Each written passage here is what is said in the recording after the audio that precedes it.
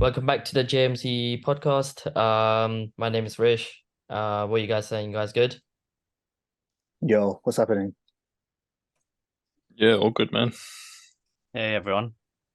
Uh, so today we're briefly just going to speak about the Community Shield. And before I get on to the subject matters, I just wanted to ask Nish, how you feeling about the game? Like, are you happy that we won today?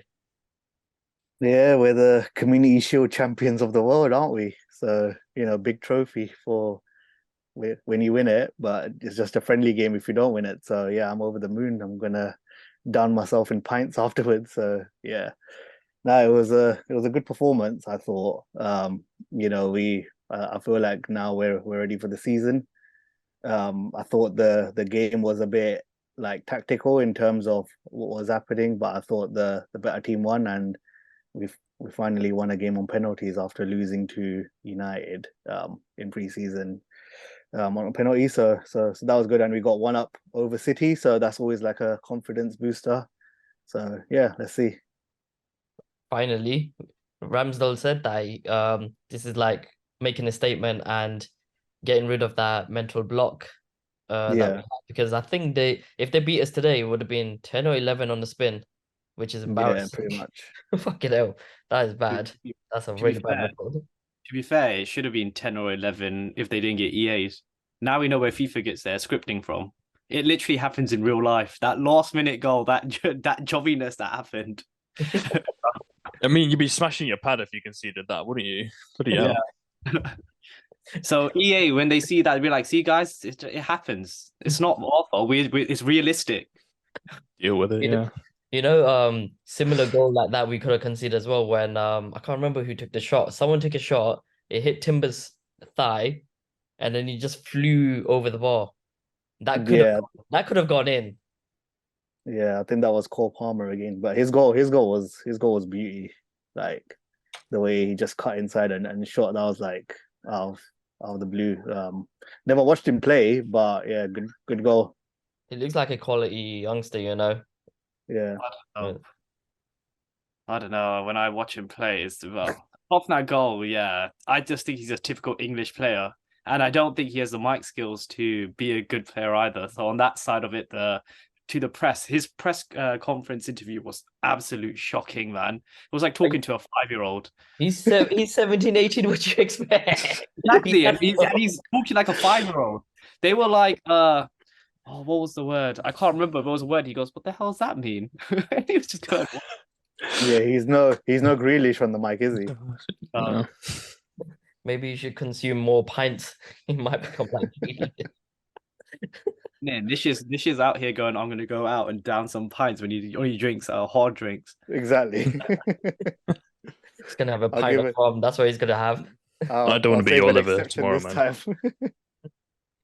I'm not looking forward to be. I would not want to be your liver tomorrow after all these celebrations. It will be Well, our only celebration of the season because that's probably all we're gonna win.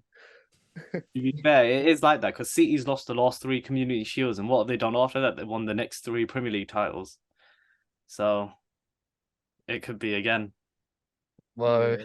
well, we're hoping someone else wins this year because that's getting a bit repetition and boring now. And City keep winning. Like, yeah, it's just getting ridiculous. Like, it's getting to a point where we used to call League One boring because PSG keep winning. Like, it's the same shit is happening here now. Like, just Man City keeps winning the title. Yeah, Who's the real farmers? yeah, Let's yeah. give me the Premier League. We're more we're basically a farmers league as well, but we're just more prestige farmers league. That's what this is. We're a farmers league with good promotion. In it, and because all of our support teams have actually won stuff previously, we look down on other teams. So like, yeah, even though we've got someone above us doing the same to us, we can look down on everyone else. I swear it wasn't like this before Pep came. I think it was like every other team used to win it, and then City would win it. Then it would be Chelsea. They used to take turns, but now it's just like City just constantly winning it as soon as Pep's arrived. But yeah, Just City never had a good manager like Pep. They've never had a world-class manager. They've just always had a good manager, but with unlimited money, which got them to compete. Now they've got the world-class manager to go with unlimited money, which makes it hard for everyone else to compete. yeah, the only way is down for them now. after this. Yeah, it is going to be down for them after he goes. Well, the thing is that he's got what, a year or two left in his contract? He said he's extending it potentially. Oh, for fuck's sake, he's going to be here for another 10 years. He's going to stay here forever, man. He wants to break He's all the never gonna. records. He wants his 14th title. Then he's gonna go. He wants to, yeah, he Invincibles. wants he wants Invincibles, yeah, everything, quadruple, World Cup, everything. Wimbledon, F1, he wants everything. I wouldn't be surprised if he goes off Sweet. Yeah, so guys, today we're just gonna speak about the Premier League preview to see how our teams are doing. Are they ready for the challenge? And we're going to share some predictions, JMC predictions, to see what the table is going to look like, who's going to win the title, top 4 relegations, and so on. If you guys are new to the channel, please subscribe, hit that notification bell, and please share some love for the video. So let's put focus on the team Arsenal with the Community Shield today. Nish, I'm going to ask you this question. Do you think the team's ready for the season? And do I you think, see any improvements with the team today? yeah, I think we've added a few more layers to the team. I don't think we're more predictable now in terms of we can change things up, like adding Timber, Havertz, and Rice kind of makes us more unpredictable. Where last year we relied on the same 11. This year, I don't think we're going to see the same team every other game. It's going to be more of a squad game, so we're going to rotate more. So I don't think we're going to be more predictable. If you want to go long now, we've got Havertz up there, 6'4". I didn't even realize he's 6'4", and he was holding the ball up well. If you want to be more defensive, we've got Rice and Partey to control the games against the big team. Whereas if you want to be more attacking, we've got Trossard, Smith Rowe, Havertz, Odegaard. Probably haven't even mentioned the other guys on the wing. So we've got quite a few layers and depth now. So I think we're ready for the season. We got someone laughing in the podcast when he mentioned Havertz. What is your beef with him, huh? He is crap. Oh my god. Like honestly, like Saliba and Timber are sick. Those two as a combo looked hard. Like I couldn't see City even penetrating those two. And Rice in front of them had a strong game too. Even Odegaard played sick, but when it came to Havertz, that guy is just crap. He's not that good at holding up. Like 1 in every 5 chances he could hold off and spread the play. The rest of the times he was just too weak, and his finishing is crap. Oh my god, that guy. Yeah, he shouldn't be in the video. I know because Jesus is injured, but if he goes into your midfield as well, I don't know if you're going to lose some depth there just because Partey and Rice look well together. So I don't know if you put him because your second half. I don't know if you look better than your first half. I thought your first half looked better than your performance, even though the first 20 minutes was rubbish, but the next 25 minutes, I thought you destroyed City. And that was because Partey and Rice decided to control the midfield. I agree with you, mate, on that. Like my scapegoat, we'll do the scapegoat of the season later. But I don't want to do spoilers, but Havertz is my contender, one of the contenders for Arsenal. Where today I was very disappointed by him. Like 65 million for the quality he showed so far has even during the preseason, even when he scored goals and stuff like that, I've not been impressed by his play. No, I don't understand what he's bringing to the team. And for me, him being in the team makes our team more weak. That's how I see it. Like him playing in the middle, I think we're gonna get destroyed in midfield. If he's playing up front, there's not outlay. It was like from what I saw today, in the first 25 minutes, like we did depend on Havertz and Saka and Martinelli, the outlay, but we just couldn't get that. That's why we struggled a bit, and it's because Havertz is weak on the ball. Like he's 6'4". It's not about the size of your build. It's about the quality of him controlling the ball and then holding off the defender. For me, he seems lazy, like Ozil. Like when we're pressing, I saw the difference is that I don't know if it was tactics or not, but when Ramsdale had the ball, I saw City's players just closing him down. Like I don't give a fuck what you do with the ball. I'm closing you down no matter what. Whereas when Havertz was there, he would half press and half won't press, and then Odegaard didn't know what to do, whether to go and press the fullback or not, because he just, I don't know what it was, but he was jogging to the ball rather than a full sprint, and that really pissed me off because that's not how yeah, I think he's gonna be one of those players where I'm gonna get frustrated with over the season, and I can see Bavik nodding quite a lot.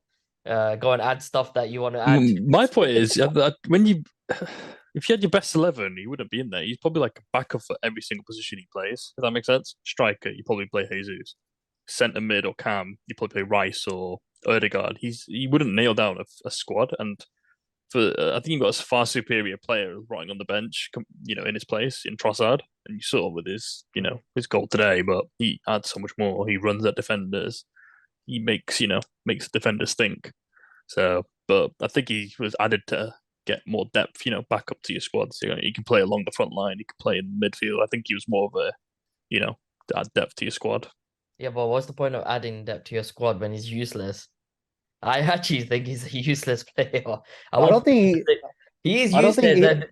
I don't think he because I've criticized Havertz for not getting involved much, but I thought today he actually did decent in regards to holding up and like headering it down here and there. We didn't have the option last year of doing that because we would hoof up in the air, it will go to Jesus, and then that's it. No one would come for the second balls, or Jesus wouldn't even win it. I think having the option for Havertz to, like, I don't agree us signing him, but it's an option because of his height and stuff, physicality and stuff. So if you want to go long now, he can come off the bench and we can go long possibly. We didn't have the option last year. The only hard part about that is that when you do go long, because you want to give your team a lot of width. Saka and Martinelli are literally by the bylines. So when Havertz does win a header, there's gonna be other defenders in the way to intercept it because there's not you don't play narrow with your front three. So I think we don't. But we're not facing City every week, and they're not going to have the quality as City. We could like be facing like a Sheffield United or Burnley. So you wouldn't proof it with those teams. You'd be passing around from the back to get forward. Yeah, but what I'm saying is it gives us a different option. Like City scored how many hoof balls last year over to Haaland? So that's what I'm saying. It is a different sort of profile. It is a different option. Although I don't rate him, it gives us sort of a plan B. Like you guys with Darwin, City with Haaland, like people are moving to these like big strikers now. Even though Havertz is not that much of a big striker, but Arteta wanted him. He's got his plan B option now, so that's what he's going to use. Yeah, but I really do think he's a useless plan B though. He's tall, but I don't see him doing anything up front. Like you expect him to do stuff, but I really don't see him do the hold up play. All I see is he probably win an odd occasion header and flukily ends up with the next Arsenal player next to him. That's all I see. I just don't see him like with Haaland, for example, Nunes, for example. I can actually see them trying something to create something from that hold up play. Whereas Havertz, for me, it just feels like he's just randomly doing any random shit up front. And if something comes off, happy days. If not, then he's just gonna do what Özil does, just jog back. I reckon. Yeah, I reckon another option is that he can play like several positions as well. Like I said, I think Arteta does rate that over like being a good footballer as well. Like he rates versatility high on his like checklist when he's buying players. So that's why like he rates Vieira as well, even though I don't rate Vieira, but he rates Vieira because he can play on the right wing, he can play on the middle, left wing. So I think he rates versatility very, very highly as well. He's a good taker though. Well, but what influence does he have on the game? Nothing. That's the problem. A bit like a rich man's Weghorst. He's big, but offers nothing. You'll maybe like win the ball in the air, but quite that's a lightweight. good comparison, actually. But it's I think he offers a bit more than Weghorst. Truthfully, I think he's a bit better on the ball. Like you'll probably notice it more. Weghorst's just useless. So with the game, are Arsenal ready for the season? And how do you feel that they're ready? And do you feel which player ends up which player do you think is going to be a star quality player? Or for me, Odegaard still. The some of the trickery he was doing today, he was leaving them on the grass. Like I think he did it to Rodri, made him do the splits. He left Kovacic on the grass. So I think again it'll be Odegaard. He's I think with him in the team we play better. So yeah, for me, Odegaard. And I think Timber again, he's added another supreme quality in our backline that was already good. But with him, again, he's got versatility as well. He can play left back, right back, centre back. So I think that's gonna add like an extra value. I don't think we have a set 11 again. I think Arteta's gonna rotate for a lot of the games to keep everyone fresh and not let them get burnt out. Like Saka was burnt out last year towards the end. So hopefully that doesn't happen this year. Saka didn't look up form today either. I don't know what's wrong with him. Yeah, he didn't. Yeah. I don't see the Saka from the start of the year, even right now. I don't know how you're gonna fix him for the start of the season. I can see But what you're trying. I don't think anyone's guaranteed a place this season, apart from Saliba. I don't see anyone's place being guaranteed. So, and if you don't perform, you're out of the team. I think that's why we're going after Raya as well, because Ramsdale had a couple of howlers, and then as soon as we're linked with Raya, he saves a penalty. He needed Saves two, not one. He needed one today with when Haaland if Haaland slide tackled the ball, that would have gone in. When he mistouched it and nearly went into his own net in the first half. Yeah, let's go on to Liverpool. Do you think Liverpool are ready for the season? No, definitely not. We've averaged conceding in preseason about 3 goals a game. We scored average out 4 goals a game, but we were 2-0 up against Bayern Munich, and in the space again in the first half we conceded 2 goals before half time. Something's wrong with this defense, even though we don't have a CDM. So, and that's what I don't like. We're taking too long trying to buy a CDM. By the time we get one, they're not going to be ready for the first or second game because they'll need training. They'll need to go through tactics and all of that. So I think already we're going to start this season behind. We could potentially, I don't think we'll win.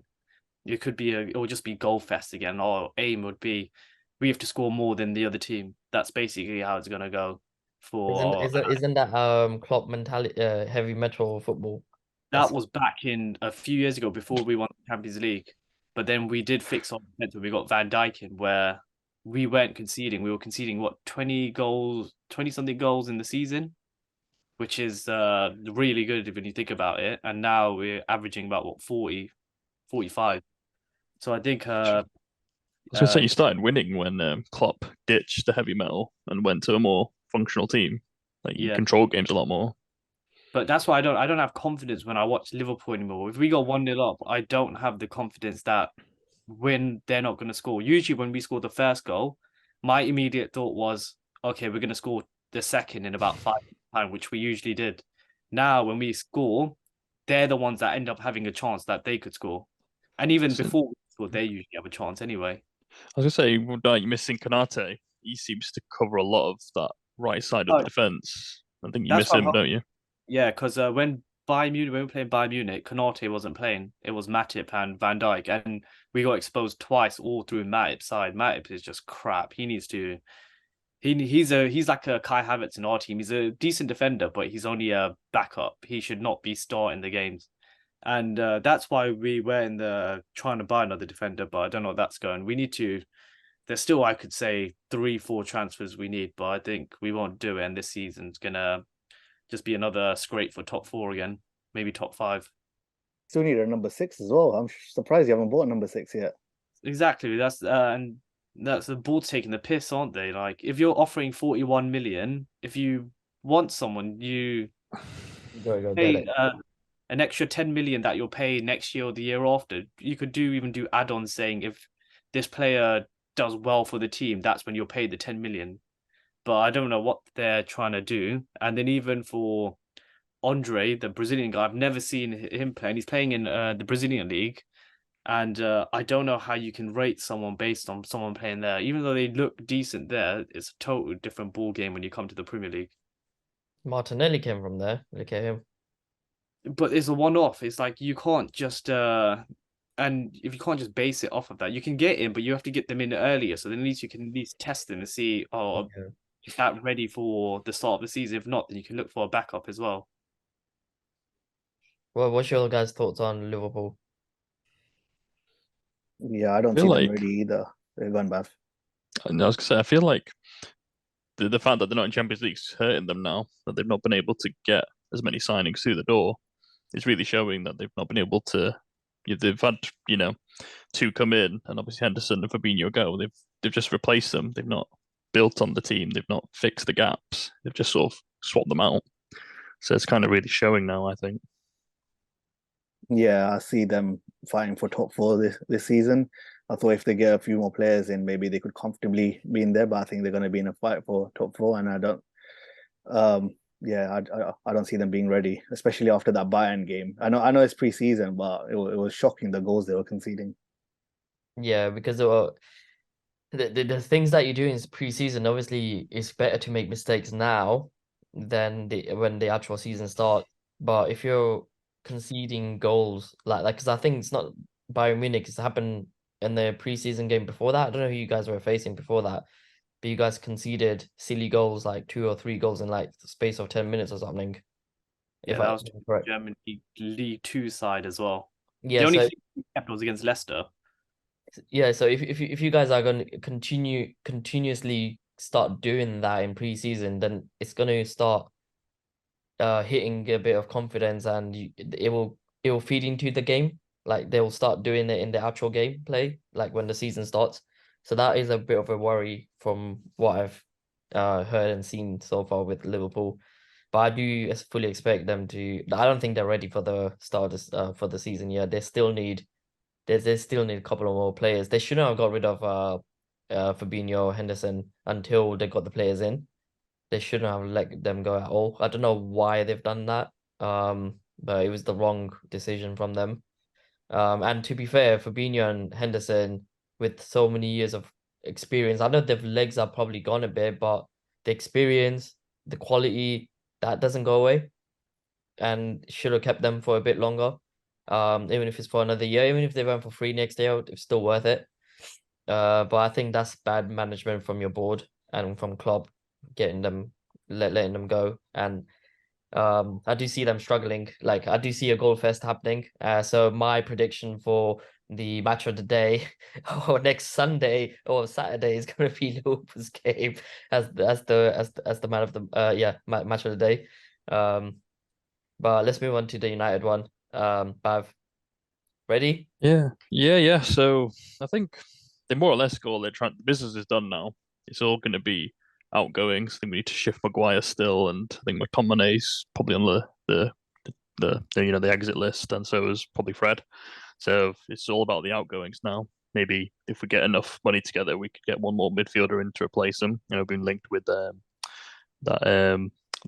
Moroccan centre midfielder. So Amrabat. he'd be Amrabat, that's the one. Yeah, so he's probably the only business I see us doing if we are to spend again. But I think more or less all the targets are in. Preseason's been a bit of a mixed bag. Some really good performances mixed in with some absolute trash ones, particularly against Dortmund and Madrid. But obviously we had some quality ones as well. So, but there's been a few mistakes that are a bit worrying. So like yesterday, Banana got caught out. He wasn't Funny. he was sort of he's trying to play this high. I guess he's trying to act like a third centre back.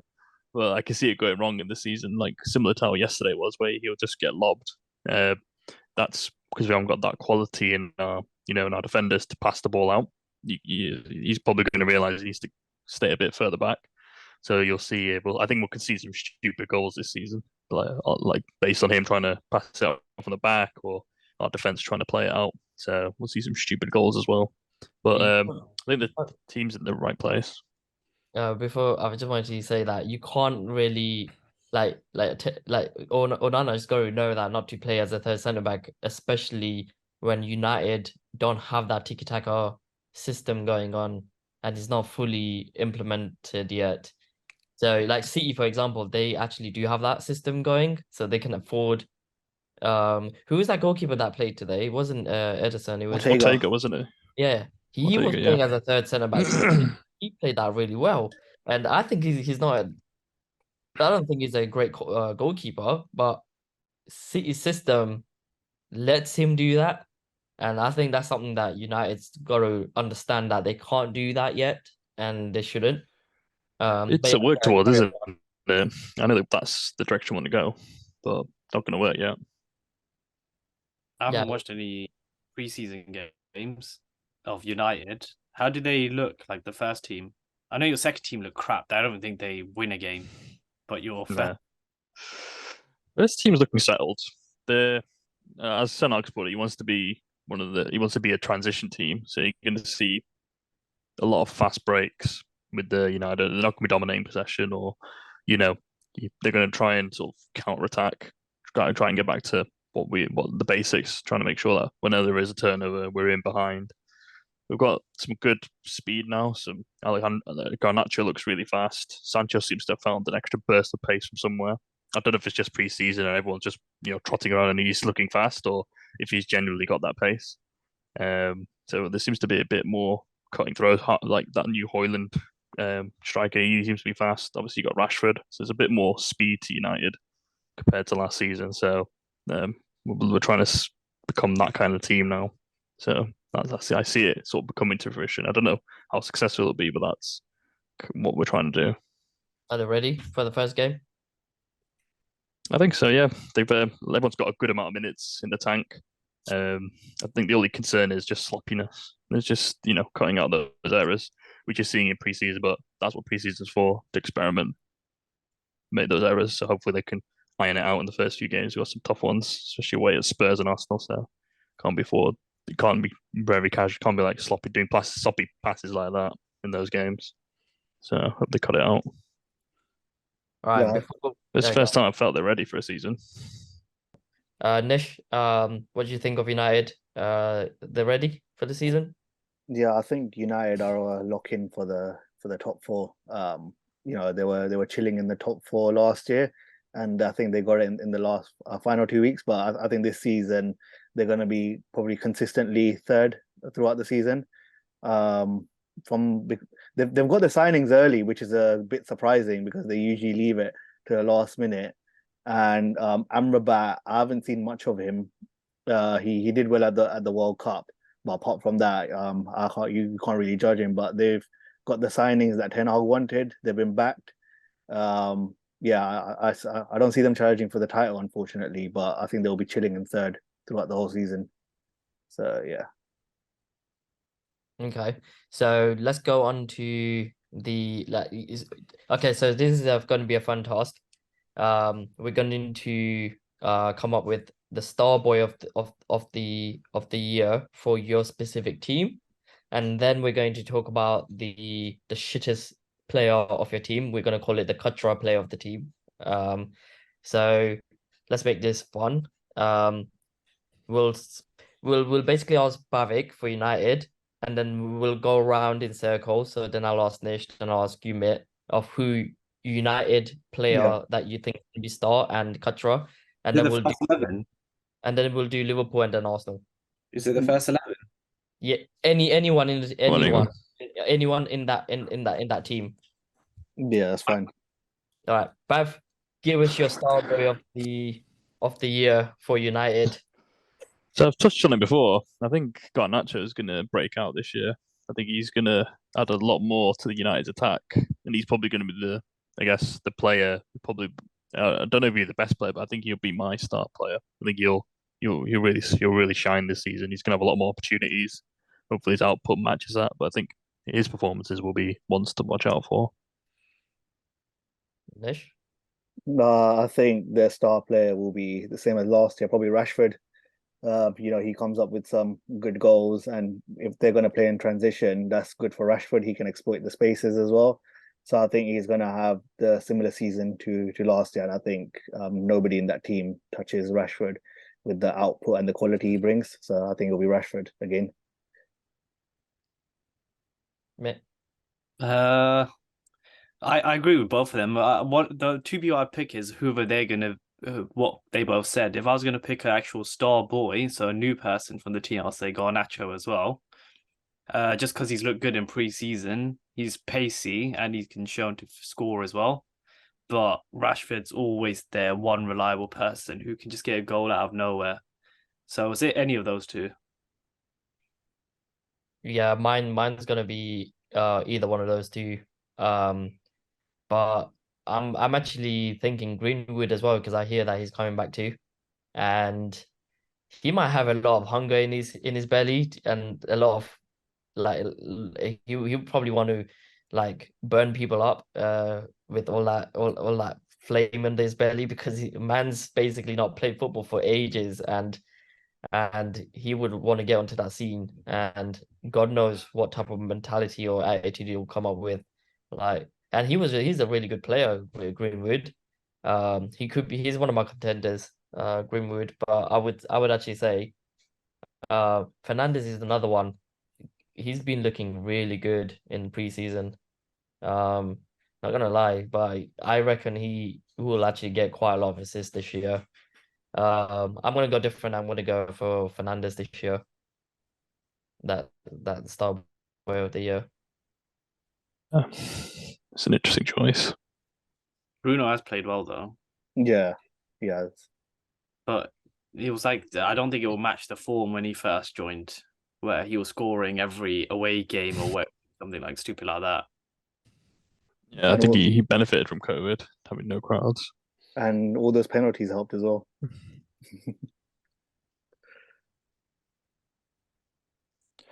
So move on to the next one. So how about we'll move on to Liverpool. So what do you guys we'll start with you, Mitt. Who do you think will be your breakout player? So I've got two, just so it's not a breakout player, it's just two people who do well. I'd say it's going to be Diaz or Jota. I don't think Jota will get the game time to start every game. Otherwise, I think he could be our top goal scorer by the end of the season. He actually played how much Salah does play. But Diaz, he's looked good when he's come on. Like his goal against Bayern Munich was immense. Like that was such a good goal. He got the tackle in from the halfway line. He started off the attack with the pass into midfield, and he made the run in and came at the as the late midfield one for Salah to pass a ball through, where he got a good first touch and then just buried it into the far corner. So yeah, it was Diaz or Jota for me. How about you, Nish? Who do you think Liverpool's star player is going to be? I've got two as well. So if their defense is going to be as shit as it is, I think Alisson's going to have another top season. I think last year Alisson was probably the best keeper in the Premier League, and I think yeah, if their defense is doing all of that, I think Alisson has to step up again. So I think yeah, one Alisson and another one is again Diaz if he stays fit. I can just see him like he's ready made for the Premier League. His speed, his control. On the way Liverpool play, I think he'll be key. And he's going to have a lot of space to exploit as well if teams start, pressing Liverpool, who can run in behind. So yeah, Alisson and Diaz for me. How about you, Rish? Who do you think's going to be Did star you for guys Liverpool? can you hear me? Yeah. Yeah. I have two as well. It's gonna be the OG Salah still. Like I reckon he'll be pulling bare strings and score bare goals for them. Especially with no defense, so it's gonna be all like you score, we score, etc. Like that kind of thing. And I just don't see where the goals are gonna come from apart from just Salah. And the other one that I can think of, could be a star boy would be Trent. Like I think Trent could step up in that midfield and he'll do some next assists. I reckon he'll actually get like he's got a lot of assists from fullback, but imagine him playing in from midfield. Like he will actually I wouldn't be surprised if he doubles that number. And if he does get anywhere near De Bruyne's numbers or Odegaard's numbers, like 15 plus, for example, he will be a contender for star boy of the year for Liverpool. Yeah, more or less the same for me. I think it'll be Salah.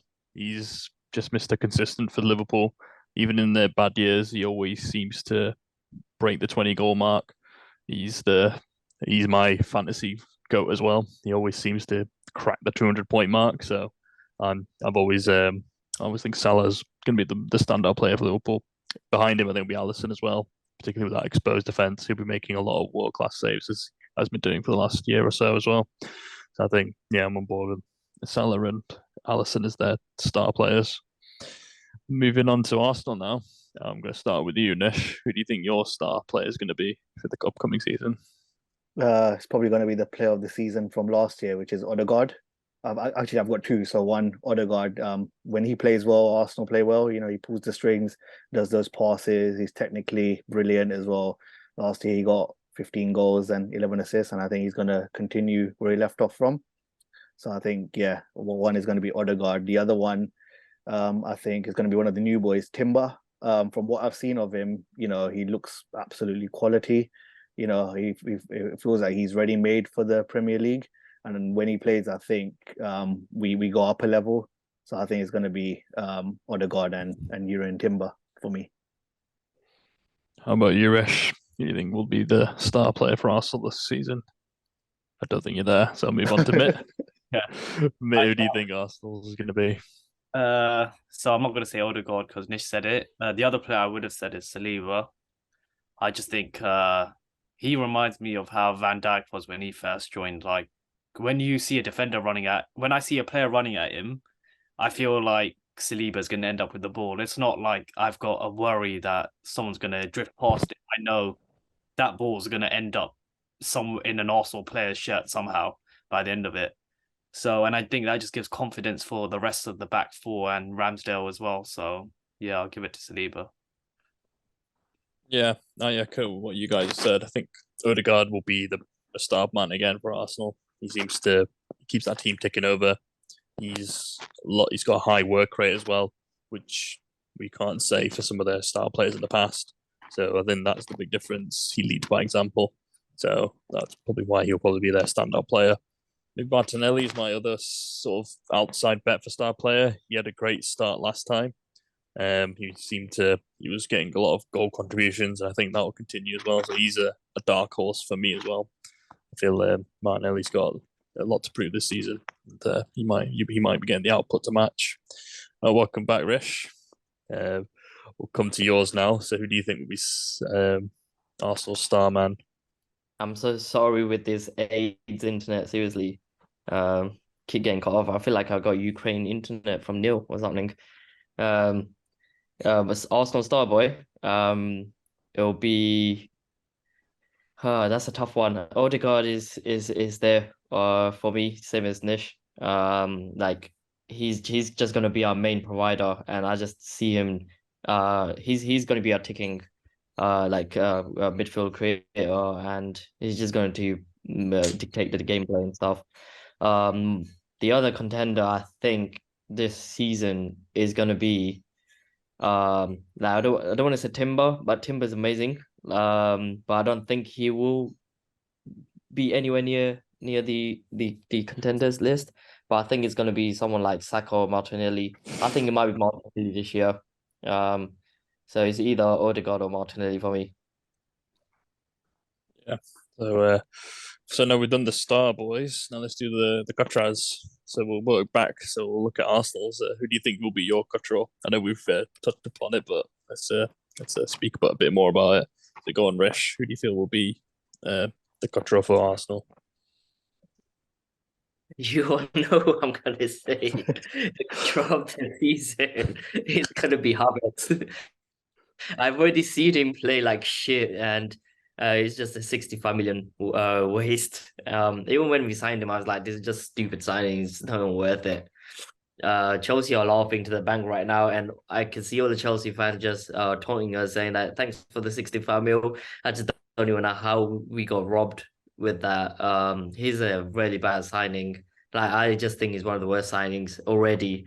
I don't see the quality he will bring to the team. Because like the positions that he's got to play in, and you're competing with Man City, you need no passengers. He's a passenger. He reminds me of Özil. Like Özil was very talented and he will provide magic. At least he had that. But Havertz, I just don't see the magic in him, and he's gonna be yeah, he's going to become the scapegoat like by many Arsenal fans this year, and I feel sorry for him because he's gonna come off social media soon as well. Like he's gonna get booed as well at Emirates. I think. Do you concur, Nishla? Do you think he's going to be? Do you agree it's Havertz? For me, I'm not choosing Havertz. I'll give him a couple more games before I can see what he brings. I'm not convinced with him at all. Like I can see some of the stuff he brings, but again, I'm not convinced. If Arteta wanted like a big tall striker, there's others available. So for me, the cutter of the season is going to be Tierney. If he does play the amount of games, because it's going to be a rotational season, I think it's going to be him. Like he lacks technical quality. He's one of those old school fullbacks that just runs up and down the wing, and we've moved way past that. And you can see when he's in the team, he sticks out like a sore thumb. Yeah, like today, like when he came on, all he does is just hoof it. And yeah, we've moved way past that. And yeah, for me, it's going to be Tierney. Interesting choice. How about you, mate? Who do you think is going to be the cutter for Arsenal? I think it's going to be Havertz because they literally paid 65 billion for a bin bag. Yeah, I think everyone seems to be in agreement. I know we touched upon it at the start of the episode, but yeah, Havertz, he just I just don't see what he brings to this team. So yeah, I think it'll be him who ends up being the Casio. So yeah, cool. How about we'll move on? We'll move to Liverpool then, mate. Who do you think is going to be your Casio or Catro? So it's either going to be whoever's our right centre back. Whoever's they've been given a role just to fail anyway, because it's going to be a 3-man defense, but the people we have that play that spot aren't suitable to play that role, and I think they're just going to get exposed for it. So, and if you look at preseason, the amount of goals we conceded, Matip, Gomez, whoever you stick there, apart from Kanate is good, but I don't think he'll stay fit for the whole season. So that's when those two jobbers are going to be coming in, and then we'll be shipping in goals where you're going to have to rely on Alisson versus every single striker in the Premier League. How about you, Nish? Where do you stand on Liverpool's Catro? Cutro. I think if they don't sign a 6, it's probably going to be Curtis Jones, and I think they're going to have to try and rely on him a lot. So I think it's going to be Curtis Jones. I think he's a decent player, but that's all he is. He's just like a steady player. For me, I think he's just more like a sideways. If Liverpool want to go up a level, they need to bring in a better 6 than that. I know they've been linked with Lavia, but they keep lowballing Southampton. So yeah, for me, if Curtis Jones does start there, it's probably going to be him, and there's going to be a lot of on social media. I think he's going to get a lot of abuse from the fans because of just sideways, backwards passing, because fans seem to hate that sort of stuff. So yeah, for me, it's going to be Curtis Jones. How about you, Rish? I think he's gonna be the gusto of the player. It'll be I was just gonna agree with Mitt. Like anyone who plays on that right side of the defense, it's just gonna get abused. Because I'm assuming Trent basically is gonna play there, but he's gonna drop into midfield, and Trent is weak as it is in that spot. So if it's gonna be Matip, there's gonna be Matip. If it's gonna be Kanate, it's gonna be Kanate. But I don't see any other players being worse than that position. Well, Curtis Jones could be one of them, but that's if he gets game time as well. That's the other thing. But for me, it would be that RCB position, whoever that would be, Matip maybe. Who's gonna play there anyways, mate? Kanate, but he doesn't stay fit. He's fit for like a month and then he gets injured. So it's gonna be Matip. No, it'll be Kanate as your first choice, but yeah, Matip will potentially come in there. Okay, my decision's Matip then. Yeah, I think it's going to be a defender for me. So I'm thinking either Trent or Matip. I think Kanate, when he does play, you look a lot more solid down that right side. He's a lot more agile. He seems to cover it off a lot more. I know when you were on your winning run towards the end of last season, where you got a lot of points and he broke into top four, he was your right centre back, and he was covering a lot of that space to allow Trent to tuck in. But if he's injured, then yeah, that side's just going to be a target for everyone, and you're going to see a lot of problems down there. So yeah, there's the right centre back, either Matip or, and I think Trent will get a lot of the flack as well. But even though he's not even playing in that position, in the right back, but people expect him to defend. So yeah. Right, we'll move on to United's Cottrell. And I think my one's going to be a bit controversial, but given how freely cards were given out today, I think Casemiro's going to be the Cottrell for United. I think he's going to be suspended for the majority of the games. So I don't think the new rules are going to help him a lot. So I think and they're going to be at crucial times the way he seems to play. So I'm going to go with Casemiro, even though I think he's added a lot to United. Do you think do you think you'll get yellow and red cards for moaning? Because Fernandes might end up Fernandes he's at risk as well, isn't he? He seems to always be, but he's lucky he's captain. So he kind of like the whole situation with referees is your captain's the only one who's meant to say stuff. So he's kind of lucky he's the captain now. But another one could be Maguire if he ends up staying. He's going to get heckled by all the United fans. He's getting booed today from all accounts for one misplaced pass. So he's in a toxic place. They did score from that pass. Yeah, so he's and then after that he was getting all the abuse. So he's going to be the Cutthroat if he sticks around. But yeah, what do you think, Matt? Is United's Cutthroat for the season? I think it's going to be Højlund. Oh, Man, in terms of what? I think he's just going to be a £72 million flop at United, only because I don't think he's going to suit the football that you want to be playing. I just think I just don't like his first touch, and I don't see him as the goal scorer either. So just with that combo, like if he's expected to hold up the ball, he's got to be able to release it and put Rashford or Anthony through on goal. But he doesn't see him as a person with vision. He likes just to do a short pass to get rid of the ball. So I feel like he's either gonna pass it and just pass it to one of those two, but those two, it won't be a type of pass that allows them to get in behind the defense. It'll be for them to then make a pass in behind for him to run off. So I feel like it's gonna slow down the football. So I think he'll be the flop of, like, he'll score goals like 10 or 15 in the season, but I don't think it will benefit the team. Flat trap bully. Yeah. How about you, Nish? Who do you think is going to be the Cutthroat for United? I've got two. One is gonna be the other Chelsea guy. He signed Mason Mount. I've never rated him as a footballer, and I'm not going to now. He's just everything about him just screams piss poor. He just passes sideways. He missed that open goal the other day. He had that one good season where they won the Champions League. After that, everything has just been absolutely awful. I don't know how you spent 60 odd million on him, and again Chelsea are laughing all the way to the bank. So yeah, I think one's gonna be Mount, the other one's gonna be that fidget spinner on the right hand side, Anthony. Again, what the hell, man? Like he can't even beat his man. Like he's just there. I don't know what he does, and when he plays, is good for the other team because he's got no pace. He's only got skill, but he doesn't go past his man. So yeah, it's gonna be Mount and that fidget spinner. Yeah, no, I don't think many left backs are worried about Anthony, to be honest. Yeah, how about you, Rish? Who do you think is going to be the Cutthroat? It's got to be Maguire, hands down, if he's going to be around. If he's not going to be around, I'm not even going to say anything more about that fridge, but yeah, people know the story about that. If you don't, yeah, you guys live in under the rock or something.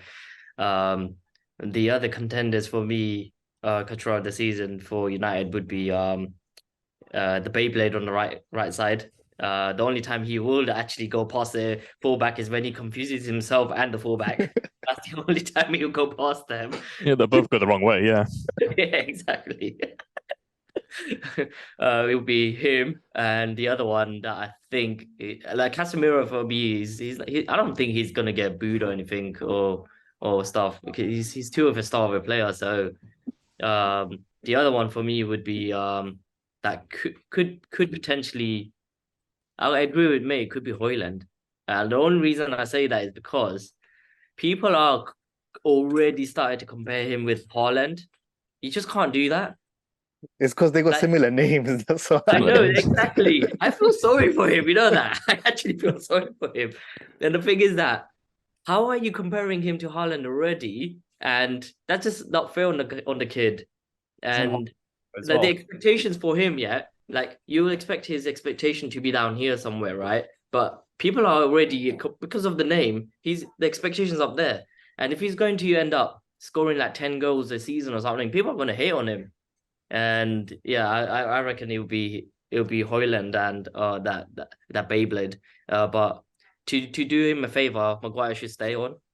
And to do United a bit of a favor, Maguire Yeah, should stay. Manchester State to be the fall guy. Yeah. He'd escape. Everyone hates him so much they don't What? know around You know, around. you're not paid to play football. You're not paid to make a contribution. Just take all the abuse. No, that sounds like a cushy job. Right, should we move on to the predictions segment of the podcast then? So we'll look at top four plus the champion as well as your relegation candidates. So we'll start with Mitt. Who do you think is going to, well, give us your top four and who do you think is going to be the winner out of those? So I think City's going to win the league. I think Arsenal will finish second. United will finish third. And Liverpool will finish fourth. How about you, Rish? What are your predictions? Champions are gonna be either City or Arsenal. I can't be an Arsenal fan if I don't say Arsenal. So champions Arsenal. City second. Um, this is gonna be a tight one.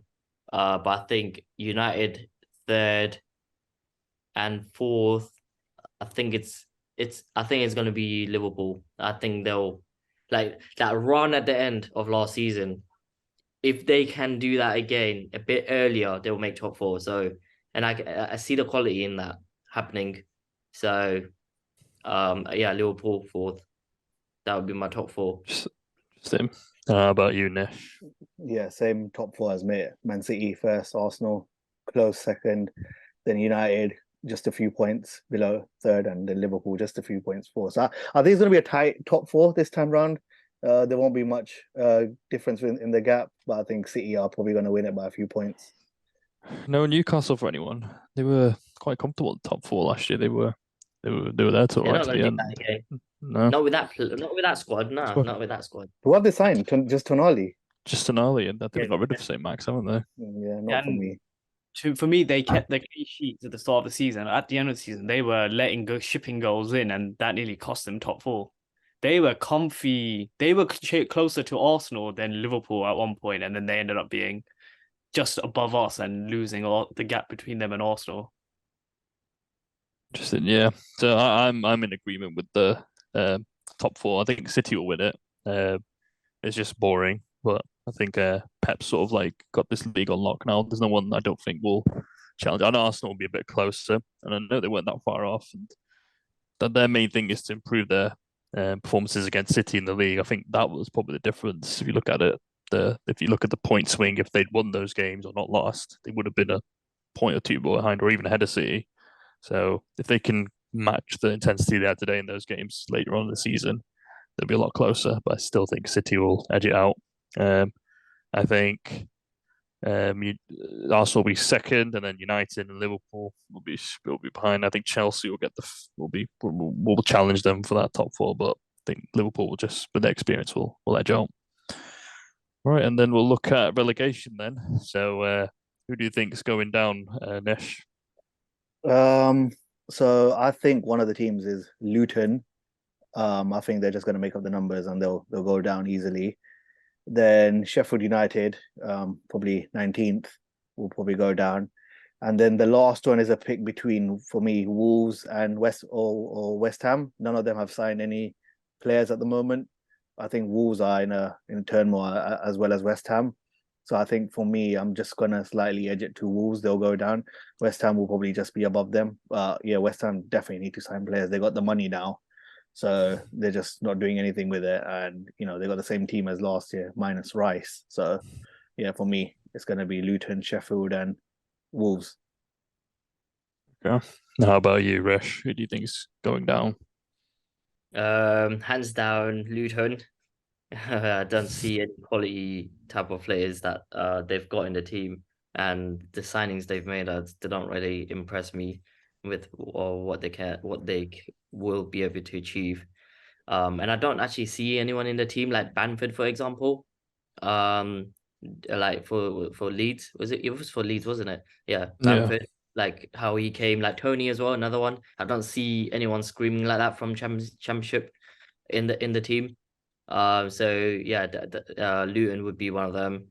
I know who Mitt's gonna say, Everton, as always, but Everton are struggling too. Like I have nothing screams out that they've made some really good signings to improve on what they had last year, but they could be very close. I don't think they'll get relegated, but they will be very closer to the relegation battle. Then they will be on the top half of the table. But Sheffield United is one of the other ones that I think they will go back down as well. And the other one, I think West Ham are safe. They have a very good squad to stay on. I just think the squad last year underperformed. But you do make a good point, Nish. Wolves, they they're not the team that they used to be before, and they are struggling at the moment. Nottingham Forest is another one. I know they just at the end they skinned it, but they could potentially end up going down. So I think my three are going to be Luton. I think Wolves will stay up. Nottingham Forest will go down, and what was the other team that I said? Sheffield United. Cool. And how about you, Mitt? Who do you think's the cannon fodder? I don't think it's gonna be Everton this year. Just their preseason form was good. They were undefeated. They haven't even lost a game yet. So even though you can't take on preseason form into the league, I feel like they've had a strong enough preseason to show that they can at least draw or sneak a win anyway. So I think Luton will definitely go down. I'm same as Rishi actually. Like Nottingham Forest, they look piss poor during preseason. Like they haven't played anyone big and they haven't done anything. So I think they're gonna go down. And so will Sheffield United. The only reason I'm not saying Wolves or what was the other one, Nish, you said? Wolves West Ham. West Ham. Not West Ham, there was another one. Oh, Bournemouth. Bournemouth would have been my other shout, is that I've seen that they've beaten quite big teams in Benfica and Porto, respectively. So that's the only reason I'm saying that they're not going down. They've had the potential to get a win. So that will be my three. It'll be the same as Rishi. Some interesting takes there. Yeah, I'm in agreement. My three are Luton, Bournemouth, and Sheffield United. I feel like the two coming up very poor in terms of quality. There's no standout players there. When Leeds came up and Brentford came up, they had a bit of quality in their teams. Forest seemed to have bought every Tom, Dick, and Harry and tended to stay up. So, but I don't see any of them doing any outstanding business. And I think Bournemouth will probably go down. I think they got a bit lucky last year to stay up, but the teams that did go down were piss poor. But yeah, that's all we've got time for on today's episode. But what do you think about the panel's opinions or predictions? Do you agree, disagree? Leave a comment down below.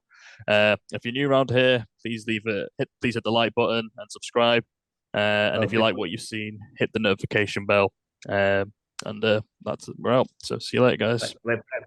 Before we go, one of the things I wanted to introduce to the podcast is I want to start playing a game from this week, so from today. We've got about 4 minutes left with the time. So what I want to do is with Mitt, he's going to make a prediction with the teams that he's facing with Liverpool. So will Nish, so will you, Bav, and so will I. And then we'll basically do that for Liverpool, United, and Arsenal. That is it. and then whoever gets the predictions right score, they'll get 4 points. If you get the prediction of winning, you will get 3 points. If you get it wrong, you get 0 points, obviously. And then yeah, so that's how the point system will work basically. So we'll try and do, instead of doing 4-3, we'll do 3-2-1 basically. If you get it wrong, you get 0 points. But let's quickly go around and get prediction for the teams that are playing next weekend. So don't know if you guys- Arsenal, Forest, Liverpool, Chelsea, and United, Wolves. I think those are the 3 games.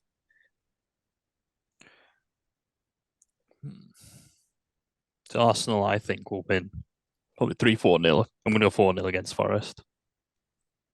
4-0. Yeah. You saying 4-0? 4-0. I'll go 3-0 Arsenal. I'll go 3-0 Arsenal as well.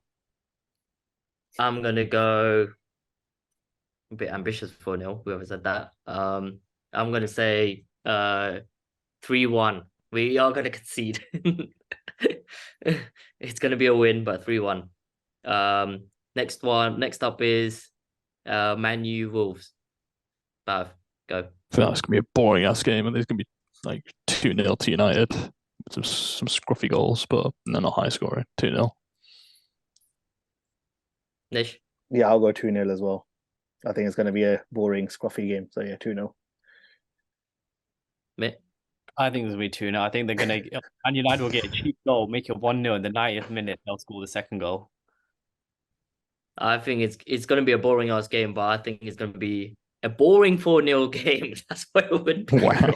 Yeah, you can get boring 4-0s, but I don't Only think we'll score that United many. can produce that. Only United. It'll be a 4-0 to United. Who's Liverpool playing? I can't even Chelsea. find them on. Chelsea away. Chelsea out the Okay. bridge. Okay, so Mitt, go. I think Prediction. it's gonna be 0-0. It's been that for the last 5-6 times in a row. Even Why with not? your defense that you were basically talking about earlier, saying there was nothing there. Yeah, I actually no Pochettino's there. I think I'm gonna go 0-0. I'm gonna back the history. The history. It's not going against the trend. No, not the team, but the history. At least I'll know I'm winning from 0 minutes. I know I'm winning. It's only until someone scores that I know I've lost. So I'm I backing think it's good. I think it's gonna be 2-2. I think it's gonna be a draw, but it's gonna be an entertaining game, just with the jobbiness in defense. Yeah, I'm going for a draw as well, 1-1. I think Chelsea have had a decent preseason, but I couldn't name you a single player in that starting 11. Fucking awful team. So yeah, 2 awful teams going at it 1-1. Yeah, I'm gonna go for a draw as well because I actually don't know how Chelsea's gonna perform like with Pochettino. Like the preseason doesn't give, like they have been playing well, but I still have that doubt with the players that they've got. Yeah. And the way they gel. But it will be a draw because Liverpool's defense is non-existent. It's like tennis. It's gonna be a tennis score, man. It'll be a draw, but I say it will be 4-4 as well. So guys, this is our predictions. Next week we'll have a table, see what our predictions like, and then every week we'll come up with a point system and see who's on the lead. And at the what we'll do is that we'll put in a tenner each, and then the winner gets all, basically. Peace out, guys, and see you guys next week.